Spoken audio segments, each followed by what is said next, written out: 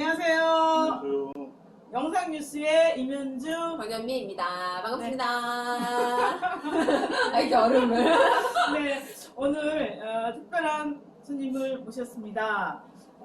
어떻게 직접 소개하실까요? 네, 저는 그림도 그리고 전시회도 하고 특히 이제 애니메이션, 다큐멘터리, 영화 작업을 열심히 하고 있는 감독이자 예술가입니다. 전승일이라고 합니다. 네. 반갑습니다. 네. 반갑습니다. 전승일 작가님은 저희 조합원이십니다. 그리고 또 이제 파주에 작업실이 있어서 이제 오랫동안 저는 그래서 이제 파주 작가라고 이렇게 해서 우리 파주에서 좀 많이 전승일 작가를 애용해야 된다고 생각이 드는데 애용. 왜냐면 오토마타라고 해서 애들에게 굉장히 유용한 이제 움직이는 조각 작품 같은 거 또 하시고 또 이제 협업으로 아이들한테 그런 걸 만드는 작업도 하시고 그래서 이제 과학 쪽으로도 이제 과학 체험 이쪽으로도 좀 유명하시거든요. 근데 이제 파주에 있는 저희가 좀 잘 모르기 때문에 이제 제 얘기는 많이 애용하죠. 이런. 그래서 그런데 오늘 전승일 작가님을 이 자리에 모신 거는 이제 오토마타라든지 그동안 해왔던 많은 작업들에 대한 얘기보다는 요 근래에 금정굴 이야기라고 해서 다큐 애니메이션을 찍었는데 이 다큐 애니메이션을 EBS에서 방송 중지 결정을 내렸기 때문에 아니, 불가요. 불가 결정을 내렸기 때문에 영화만이 아니라 많은 예술가들이 다들 놀란 거예요. 저도 놀랐어요. 어떻게 방송국에서 이런 다큐멘터리 작품을 또 애니메이션 작품 그리고 세계 유수한 영화제에 출품했던 이 작품을 불가 판정을 내렸는지 너무 충격이었거든요. 네. 이제 그 얘기를 먼저 조금. 네, 질문이 있습니다. 네. 네네네. 불가 판정은 왜 받는 건가요? 설명 다시 드릴 텐데 네네. 어느 방송사나 심의를 다 합니다. 방송으로. 자체적으로. 네네. 네네네. 다 하기 때문에 그 심의위원들이 결정하면 그대로 그냥 불가. 불가된다고 하더라고요. 그럼 사유가 너무 그런 거 있잖아요. 뭐 폭력적이다. 그렇죠. 선정적이다. 네. 지나치게 폭력적이라거나 지나치게 선정적이라거나 예를 들면 방송물이 아니더라도 영화가 극장에서 영화를 볼 때 보였던 장면이 이제 뭐 캐치온이나 뭐 이런 데서 틀면 일단 담배 피는 장면 모자이크 맞아, 모자이크 하죠. 대표적으로. 네. 그런 것처럼 똑같은 영화라도 극장 상영과 방송을 나갈 때 룰이 다르다는 걸 이번에 알게 됐어요. 그러면은 저는 그런 거 있잖아요. TV 볼 때 왜 15, 19, 그쵸. 뭐 네. 이런 12 이런 네. 거 붙이잖아요. 저는 이번 영화제에서 15세 관람가로 그쪽에 영화제 측에서 근데 그 얘기를 하기 전에 EBS 영화제를 좀 설명을 드려요. 네네네. 보통 EIDF라고 하고요. 네. EBS 국제 EBS 인터내셔널 국제 다큐멘터리 페스티벌이죠. 우리말로는 그냥 EBS 국제 다큐멘터리 영화제라고 합니다. EIDF. 그리고 EIDF라는 영화제는 다큐멘터리 영화제, 국내 다큐멘터리 영화제에서는 상당히 권위를 갖고 있는. 그렇죠. 오래됐죠. 예. 그리고 특징이 EBS는 방송사에서 주최를 하기 때문에 극장 상영과 방송을 동시에 하는 아주 특이한 영화제입니다. 네. 유일하죠. 네네네. 국내 영화제에서는 네네. 방송을 같이 하는. 그런데 이제 이번 사태는 극장 상영은 아무 문제가 없는데 방송은 안 된다. 이런 결정이 나와서 저를 포함해서 일단 영화제 측에서 깜짝 놀라가지고 영화제 측도 지금 난리가 났어요.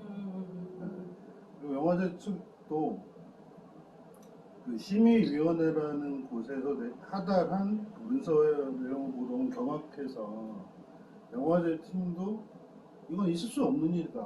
왜 극장 상영을 되고 왜 방송을 안 되느냐 이런 식으로 영화제 팀도 지금 좀 많이 화가 나 있습니다. 네. 제가 뭐 저보다는 화가 덜 났을지 모르겠지만 그러면은 어떤 내용으로 이렇게 일단 제 작품의 이름은 금정굴 이야기고요. 영문 제목은 코리안 제노사이드입니다. 그래서 좀 더 이 제노사이드에 얘기가 좀 나올 텐데 우리 여기 파주에서 가까이 있는 고양시에 파주하고 이렇게 경계선 부분에 황룡산이라는 산이 있습니다. 황룡산 중턱에 일제 강점기 때 만들었던 수직 갱도가 있어요. 그런데 그리 이제 저기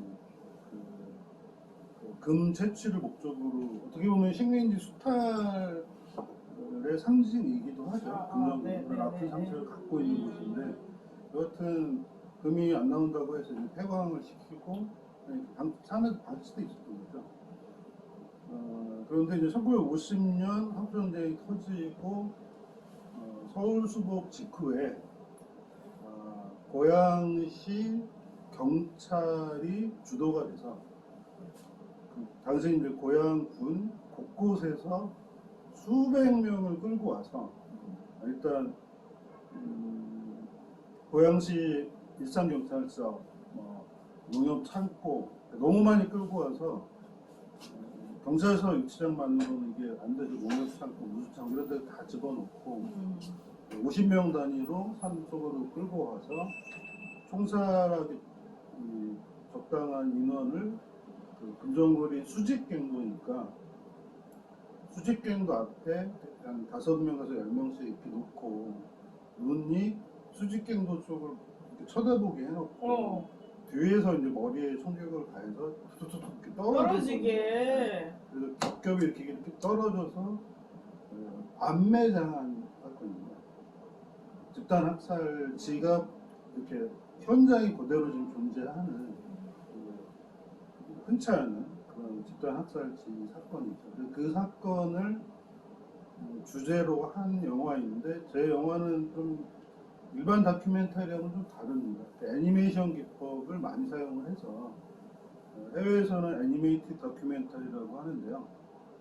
저는 이제 우리말로는 다큐멘터리 애니메이션 이렇게 부르고 있는 영화입니다. 그것이 이제 이번 EBS 심의위원들이 아주 구시대적 논리에 사로잡힌 분들인 것 같아요. 방송국에서 판정이 나서 지금 이따가 얘기가 나오겠지만 여러 가지 형태로 좀 대응을 하고 있습니다. 제가 이제 오늘 오신다 그래서 약간의 이제 그 펀드 이런 것도 하셨고 네.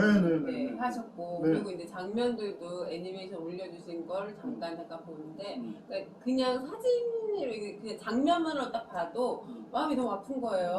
그걸 보고 있는데 그래서 사실 이제 저도 이제 파주의 평화도서관 3층에 보면 제노사이드 관련해서 이렇게 전시, 이렇게 사진 같은 거 이렇게 막 걸어놓고 해서 좀 사실 보면 파주의 그 평화박물관. 네, 평화도서관. 평화도서관. 네, 거길 가서 이제 봤는데, 그러니까 이게 그러니까 어른이 봐도 봤을 때 좀 약간 무서움이 들고 그 아픔들이 그 그림에 다 이렇게 좀 남아 있어서 좀 속상하고 막 하여튼 그랬었거든요. 근데 이제 글로 읽는 거랑 또 이제 이미지화 돼서 읽는 거랑은 또 마음에 다가오는 게 너무 확 하잖아요. 그래서 이제 혹시 이제 그래서 저는 이게 너무 사실적으로 표현해서 애니메이션이지만 너무 사실적으로 표현해서 아니 그렇지 않습니다. 오히려 아니야, 오히려. EBS 심의위원회의 첫 번째 공식 입장문을 보면은 이 영화가 은유와 함축으로 이루어져 있다. 아니 보신 것 같은데. 영화를 제대로 본 거예요. 굉장히 은유적이고 함축적이고. 그런가요? 다큐멘터리라는 게 단지 사실을 그냥 기록해서 그걸 보여주는 게 다큐멘터리가 아니잖아요. 그 촬영된 영상이건 그림 그린 애니메이션이건 다큐멘터리 애니메이션은 그 처음 보이는 그 비주얼 이면에 숨어 있는 진실을 찾는 게 다큐멘터리 어떤 그런 것일 텐데 여하튼 EBS 심의실의 그 첫 번째 입장문을 보면 이 영화가 은유와 함축으로 이게 이루어져 있다. 그래서 그걸 약간 장점처럼 느껴지기도 하고 그러니까 그거를 그러면은 단점처럼 잘했다는 거잖아요. 단점처럼 느끼지기도 해요. 누가 어떻게 보면 읽을 때그 문장 구성이 근데 이렇게 돼 있습니다. 은유와 함축으로 구성되어 있으며 작품의 가치는 충분히 존중된다. 그게 이렇게 돼 1순위가 되면 안 되는 거 아니에요? 이렇게 있어요. 그 작품의 가치 인정하는데 어쨌건 방송은 잘 안 된대요. 뭐죠 이게? 그러니까요. 그쵸? 너무 황당한 거예요. 아니 그리고 여기는 제가 그 작품을 네. 봤는데, 그러니까 맞아요. 은유와 뭐 은유, 상제, 함축 그런 게 많죠. 함축돼 있어서 그냥 이런 일이 있었구나. 네. 슬프다. 네. 이러면 안 될 텐데 이런 거지. 그거 갖고 막 잔인한 어떤 게 있거나 막 전혀 없죠. 가학적인 어떤 장면이 이런 거 전혀 없어요. 그래서 오히려 예전에 이제 PD 수첩 같은데 이렇게 막 사실적으로 가서 금전을 찍고 막 이런 거 있잖아요. 그때는 뭐 해골 사진, 해골. 그치. 맞아요, 직설적인. 맞아요. 그거에 비하면 그래서 이걸로 애니메이션으로 했구나라는 생각을 저는 했거든요. 예, 맞습니다. 근데 불가라고 해서 아니 이게 무슨 뭐 대한민국의 최초로 얘기되는 소재도 아니고 그다음에 금정굴은 또 이제 고양시에서 그 단체가 있잖아요. 그렇죠. 오랫동안 활동해왔던 단체가 있고 또 이제 양민학설 관련해서 연구 논문에도 엄청 많이 실린 걸로 알고 있는데 근데 왜 더군다나 애니메이션을 불가 판정 내린 건 진짜 이해할 수가 없는 거예요 저는. 그 EBS 심의위원회의 그 입장문 이렇게 보면 딱 두 가지 방송법에서 네. 딱 두 가지 개념 용어를 쓰더라고요. 그 객관성과 공정성을 철저하게 지켜야 되는 방송 입장에서는 공중파 TV, 그 EBS라는 공중파 텔레비전 방송에는 부합하지 않는다. 아니 근데 이런 객관성과 공정성이라고 하면 무슨 뉴스 보도도 아니고 그렇죠. 이거는 예술 작품으로 하는 거잖아요. 그렇죠. 객관성과 공정성의 그것이 결여되어 있기 때문에 방송 불가라는 판정을 한 건데 이건 굉장히 EBS 심의위원회가 제가 보기엔 뭐 굉장히 커다란 착각을 하고 있거나 아니면 뭔가를 좀 두려워하고 있다고 저는 생각을 합니다. 왜냐하면 문제가 있는 그 자막이 있어요. 심의위원회에서 네. 특정 장면에 특정 자막이 있는 그 장면을 영화제 팀한테 여러 차례에 걸쳐서 이 자막의 근거가 뭐냐, 객관적 근거가 있냐 없냐를 감독한테 확인해달라 라고 여러 번 물어봤대요. 그래서 제가 연락 올 때마다 제가 이제 한국 현대사에 관심이 많아서 특히 이제 민간인 학살이나 뭐 제노사이드나 전쟁 관련 현대사 책도 보고 그런 책들 한 8권 하고 그다음에 더 중요한 거는 일기 진실화해를 위한 과거사 정리위원회 있었습니까?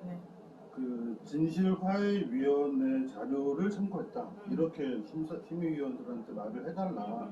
이렇게 전달했는데 그럼에도 불구하고 방송국가 판정을 한 거예요. 근데 이건 굉장히 역설적인 겁니다. 왜냐하면 최근 이미 출간 책들은 한국 현대사 중에 민간인 학살 부분 관련 서적은 뭐 지금 한 30종 정도 출간돼 있고 연구 논문을 말씀하셨지만 엄청 많고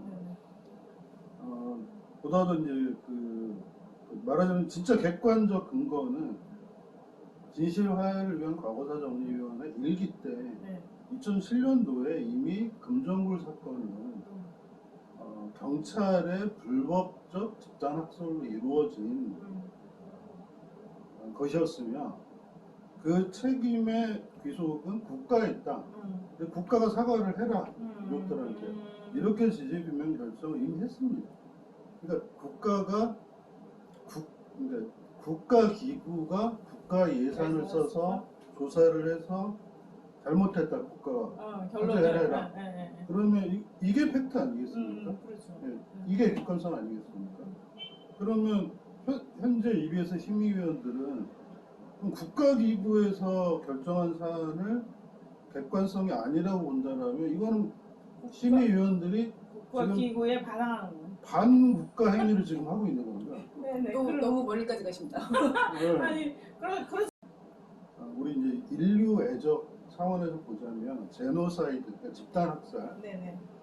제노사이드라는 집단 학살이라는 것은 유엔에서 1948년도에 네. 제노사이드 방지와 뭐에 관한 협약이라는 걸 유엔에서 채택을 했습니다.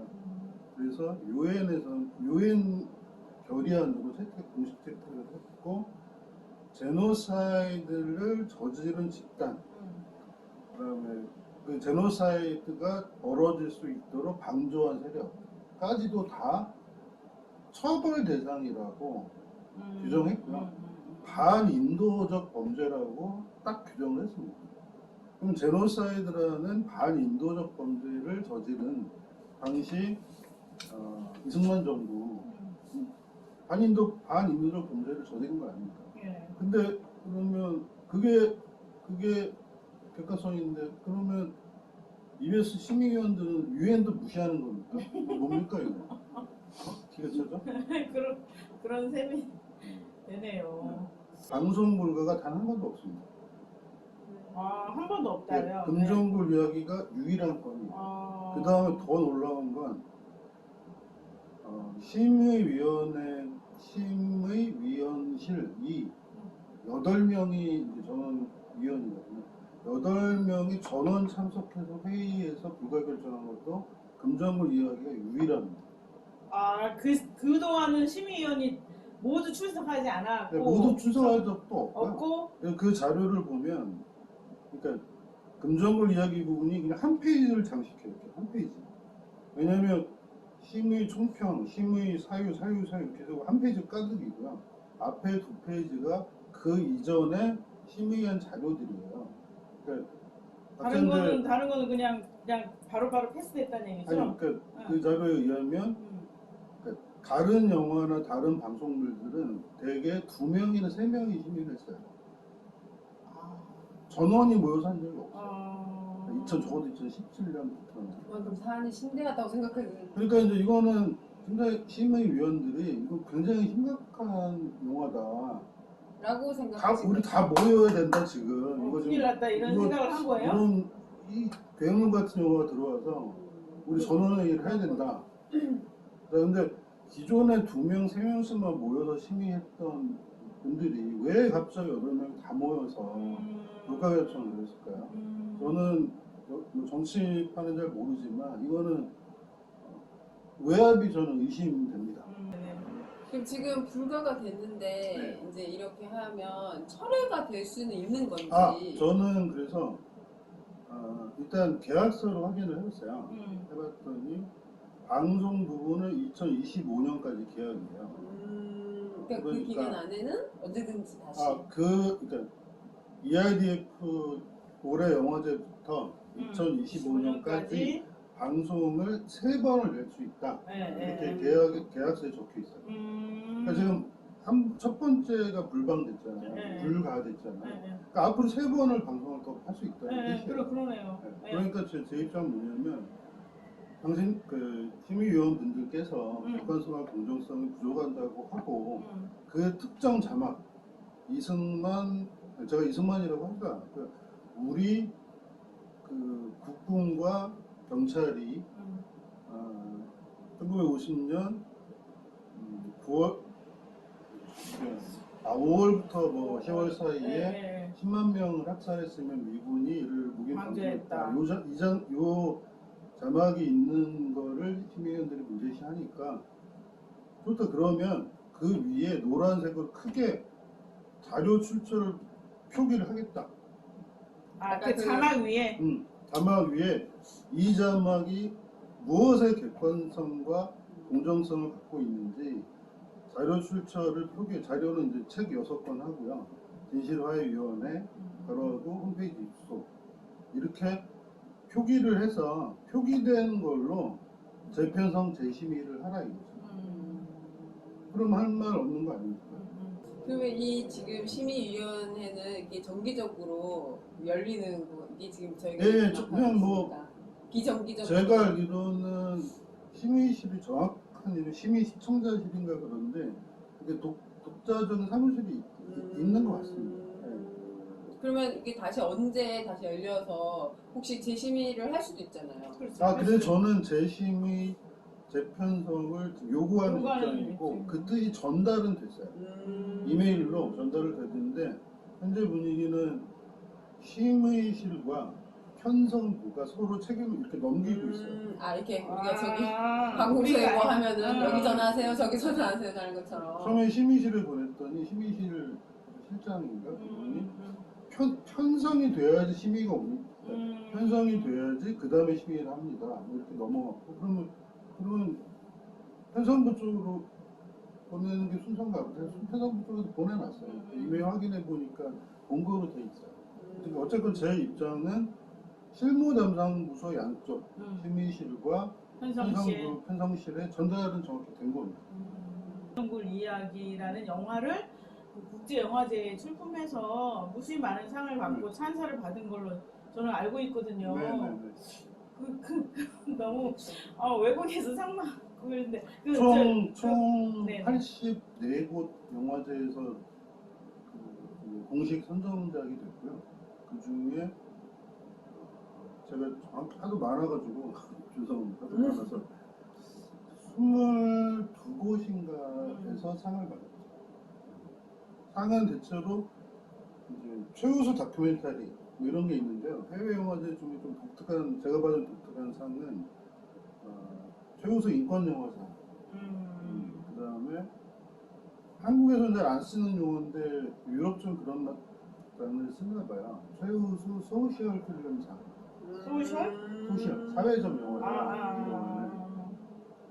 그러니까 역사적 영화가 아니라 이제 이건 사회적 의제를 다루는 과거의 역사를 이렇게 한 스토리 장르가 아니라 이게 외국인들도 보면 이게 현재까지 해결이 안 된 문제구나. 현재적이고 사회적인 문제. 네, 그리고 엔딩 제목 보면은 현재까지도 수백 명으로 추정되는데 금정글 희생자 숫자가 확인이 안 됐잖아요. 그렇게 엔딩 자막이 뜨잖아요.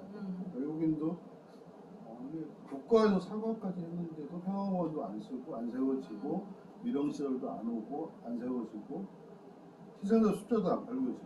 국가에서 사과는 했나요? 했죠. 8년인가 9년도에 네. 일산 경찰서장이 국가와 경찰청을 대신하여 금정글 미령제 하고서 일산문화광장에 일산 경찰서 제복 있잖아요. 네. 네. 경찰 제복. 그래서 그 사람이 그 자리에 서서 성명서를 낭독했어요. 사과문. 오, 그래요? 그러면은 사과를 했다는 거는 그게 하나의 객관성을 가질 수 있는 거잖아요. 그렇죠. 그러니까 역시. 국가와 네. 경찰을 대리하여 했다는 거잖아요. 네. 그러니까 그 성명서 경찰이 잘못했다는 걸 인정한 경찰 거죠. 스스로 인정한 거예요. 2008년일 겁니다. 그러면 인정했으면 후속 조치를 해야 되는데 그 다음부터는 안 나가는 거예요. 그렇죠. 네. 유족들이 원하는 건 평화공원은 너무 거창하고 오래 걸리고 돈도 드니 지금 충북대하고 어디에 흩어져 있는 6월과 유품이라도 금정구에 갖다 놓고 조그맣게라도 유령시설과 그 유해 안치소 정도 이렇게 해줘라. 고양시가 제발. 지금까지도 안 되고. 그러게. 그거 눈치 보는 거죠. 고양시에 있는 또 어떤 보수 세력이다.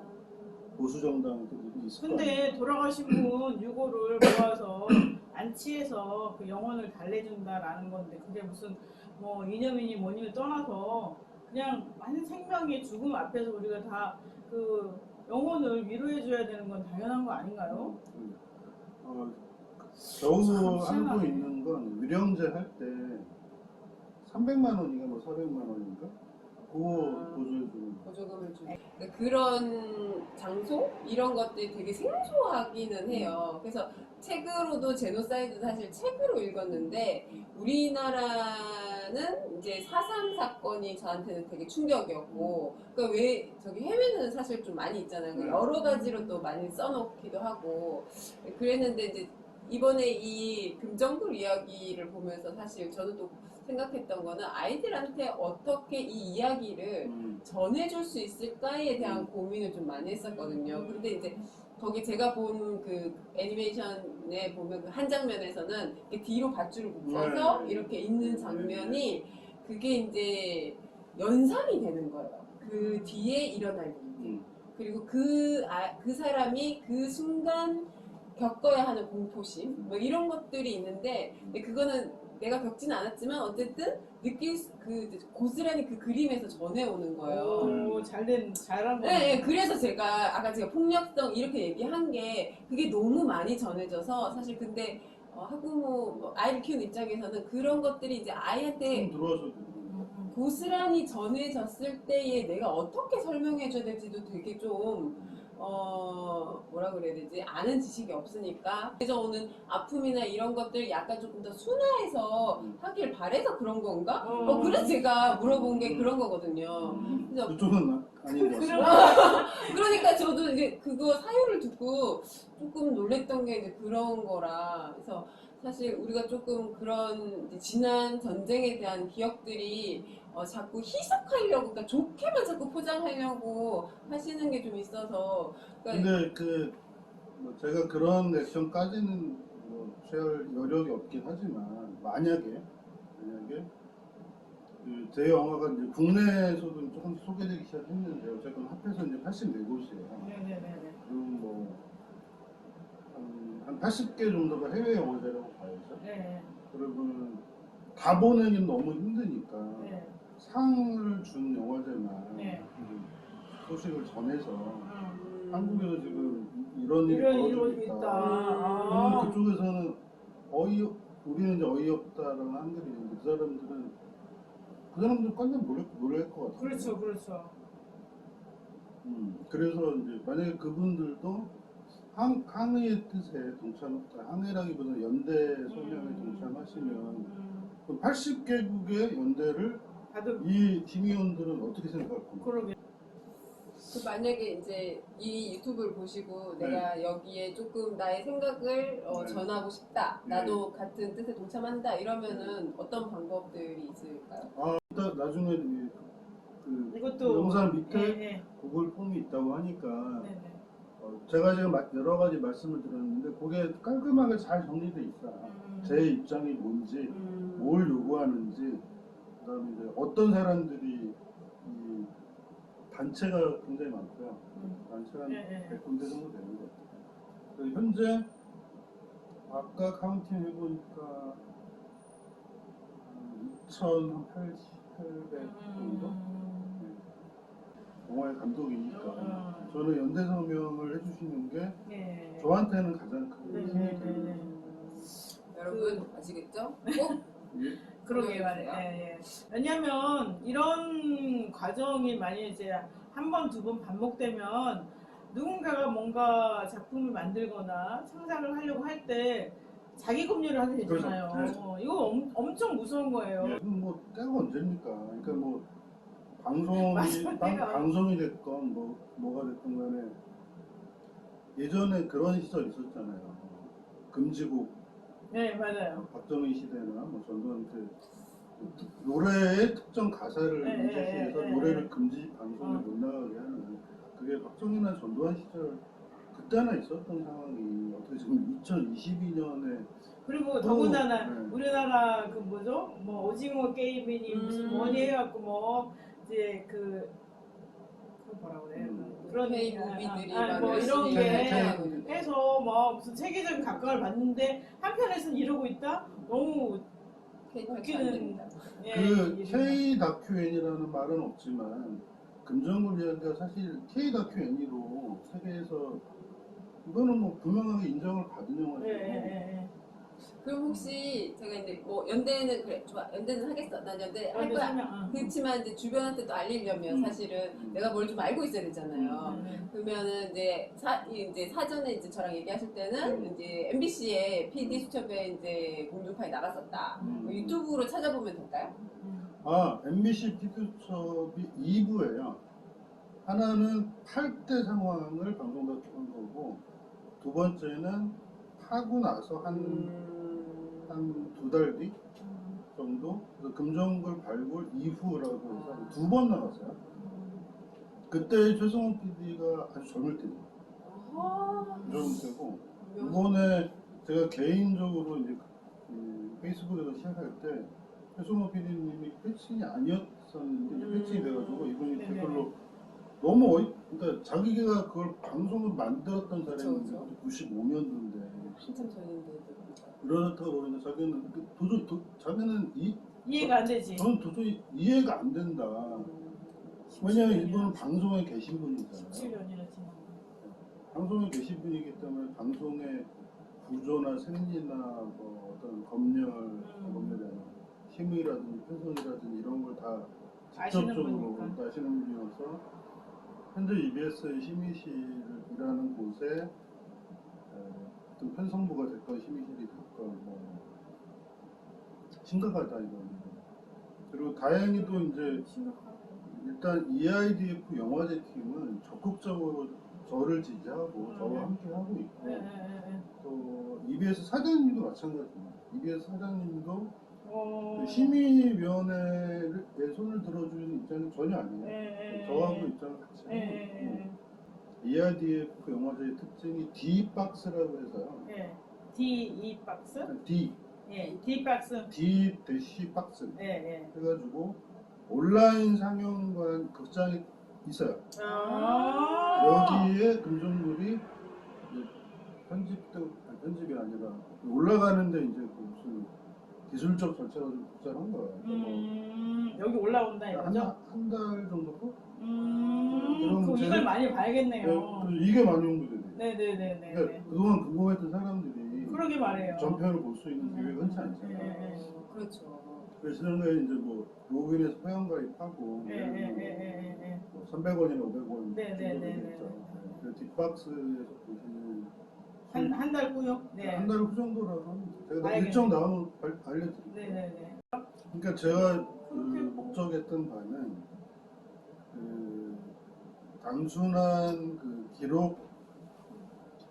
기록이나 사실 정보를 그대로 전달하는 게 아니라 제가 여러 가지 애니메이션 기법을 썼잖아요. 포토 콜라주도 있고 드로잉도 있고 페인팅도 있고 실사도 있고 뭐 유족회 위령제도 나오고 뭐 유족 글씨도 나오고 여러 가지 이제 제가 이제 시각 예술가이다 보니 여러 가지 시각적 어법을 구사할 수 있는 능력이 있단 말이죠. 그래서 그런 거를 쭉 막 믹스해서 몽타주하고 뭐 이런 것인데 그래서 저는 그런 걸 통해서 단순한 사실 전달에 그치지 않고 이 영화를 보면서 일단은 그런 일이 있었구나라는 걸 아시게 되겠죠. 근데 거기서 그치는 게 아니라 저는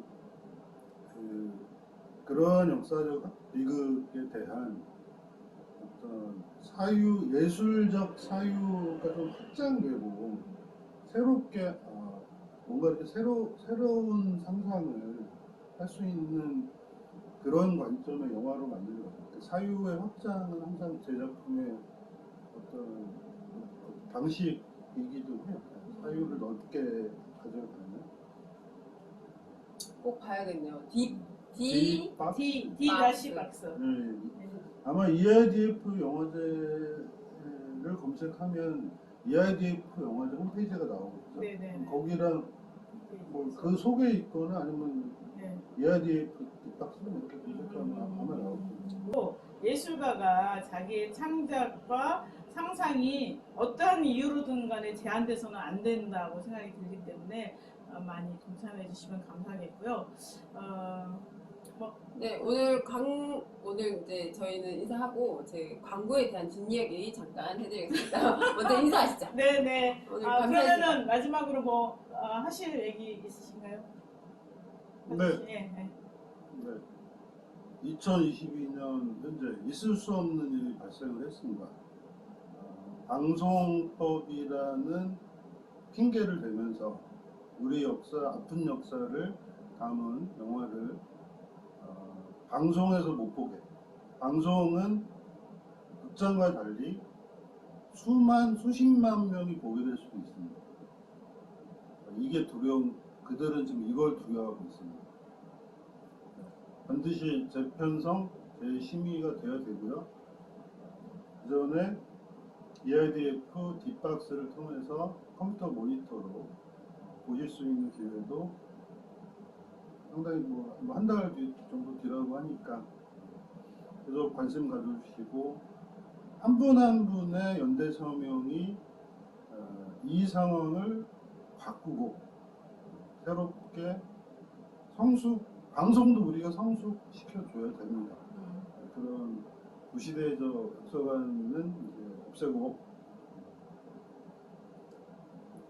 제 방송도 제자리로 검열이랄지 이런 거 좀 사라지고 때가 어느 때입니까? 예술을 검열하다니요. 그런 계기가 됐으면 좋겠습니다. 예, 고맙습니다. 네, 감사합니다. 감사합니다. 네. 네, 오늘 광고는 제 옷이 네. 네, 너무 예뻐요. 네. 예쁘라는 얘기를 하면 네, 오늘 추석을 맞이해서 제가 네. 개량 한복을 입고 왔습니다. 네. 제가 이제 오늘 광고는 저희 신문에 평화마을 양조장 미술 세트라고 있습니다. 그래서 이게 이제 북한 토종쌀로 만든 막걸리라고 하더라고요. 근데 막걸리 이제 제가 오늘 실물을 보여드리려고 이제 전화를 드렸더니 이미 판매 종료. 너무 인기가 많아가지고 제가 오늘 한 명만 얻을 수 없을까요? 이랬더니 추석이 지나야 만들 수 있어요 라고 얘기하시더라고요. 그래서 너무 인기가 많은 상품이라 그런가 이러면서 제가 다음에 혹시 또 이런 또 즐거운 광고를 하게 되면 제가 가지고 오겠습니다. 그때는 실물로 딱 네, 실물로 이렇게 한잔 할까요? 이러시면 안 됩니다. 이렇게. 네, 그래서 그 이름이 이제 원롱 막걸리인데요. 원롱 막걸리는 그러니까 원롱이 이제 달을 품은 바구니 뭐 이런 뜻이라고 하시더라고요. 그래서 원롱 막걸리는 막걸리 이름이 원롱 막걸리예요? 너무 이쁘지 않아요? 그러니까. 네, 그래서 제가 그걸 보고 내가 사실 저희 신문에 뒤편에 문짝만한 광고 있거든요. 선물 세트 광고. 네네. 네, 근데 그게 다 필요 없고 요게 눈에 확 띄어가지고 제가 가지고 왔는데 근데 어쨌든 요 원룸 막걸리는 유산균이 살아있어서 이제 시원하게 얼음 동동 띄어서도 많이 드신다고 하시더라고요. 근데 지금 좀 더우시니까 추석이지만 빨 너무 일찍이라 좀 더우신 것 같아서 이렇게 그렇게 많이 좀 찾아가셨나봐요. 그래서 010-8284-0634로 전화하시면 이제 언제 나온다고 알려드리거든요. 네네네. 네, 그래서 그때 다시 주문하시면 될 것 같아요. 2병에 35,000원입니다. 네. 그래서 사실 좀 먹어보고 네. 하고 싶었는데 딱 그러니까 품절됐더라고요. 아쉽네요. 네, 그러면은 오늘 그 전승일 작가를 모시고 이제 많은 얘기를 들었는데 우리 아이들이 낙서하고 그림 그리는 거 좋아하잖아요. 그러니까 그런 게 예전에는 그냥 애니메이션으로 됐다면 지금 다큐멘터리로 되고 또 여러 가지 방법들이 믹스돼서 이제 작품으로도 되고 그다음에는 저기 뭐죠? 뭐라 그래? 그림.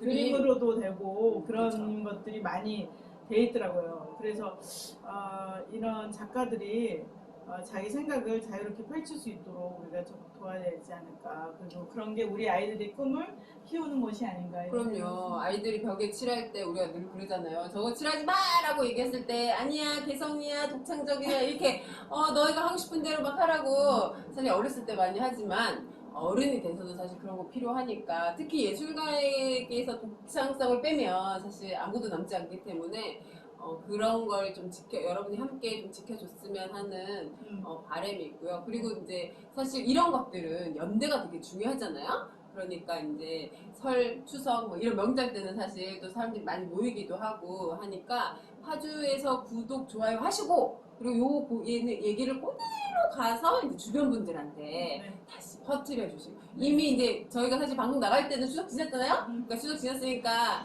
추석에 막 음식 만들고 이런 과오, 스트레스 이런 것들을 다 이거 보면서 날려 보내시고 주변인들에게 물론 뭐 여러 가지 할 얘기 많으시겠지만 이 부분도 같이 MSG처럼 쏙쏙쏙쏙 쳐가지고 연분처럼 막 이렇게 쳐가지고 이렇게 얘기하시면 네. 작가님한테도 감독님한테도 도움이 되고 사실 우리 파주 사람들은 좀 깨어있다 이런 생각도 하지 않을까 싶습니다. 네네. 네. 그러면 이상으로 오늘 영상 뉴스는 마치도록 하겠습니다. 감사합니다. 감사합니다.